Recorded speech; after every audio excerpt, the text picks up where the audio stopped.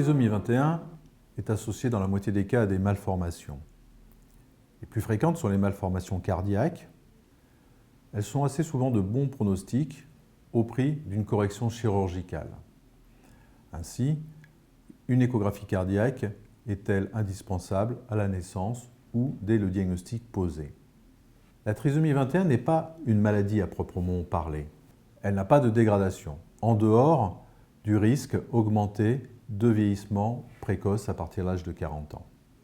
Toutefois, la trisomie 21 augmente le risque d'un certain nombre de pathologies, de complications médicales qui ne sont pas spécifiques, mais qui peuvent prendre un aspect particulier du fait des difficultés chez ces personnes, du ressenti, de la douleur, du mal-être, de la conscience de leur corps et de leur expression. Ainsi, devant des troubles présentés par la personne, dégradation de son état de santé, des troubles du comportement, il ne faut pas considérer que c'est naturel, mais il faut faire des examens dans le but de rechercher la cause, car il peut y avoir un traitement, ce qui sera bien entendu bénéfique à la personne. Je ne vais pas faire une énumération de toutes les complications possibles, aussi je me bornerai aux plus fréquentes.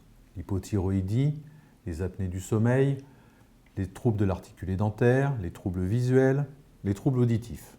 Il faut également citer, malheureusement, la possibilité de dégradation cognitive de type maladie d'Alzheimer. Si celle-ci n'est peut-être pas plus fréquente que dans la population générale, néanmoins, elle survient 30 à 40 ans plus tôt, donc à partir de l'âge de 35 à 40 ans, en général entre 50 et 65 ans, et elle semble concerner environ la moitié des personnes porteuses de trisomie 21.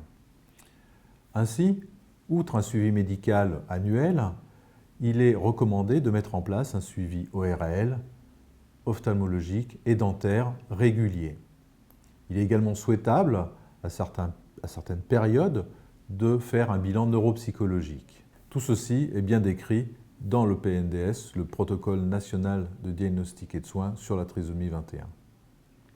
Au final, l'espérance de vie d'une personne porteuse de trisomie 21 approche, voire dépasse, l'âge de 60 ans.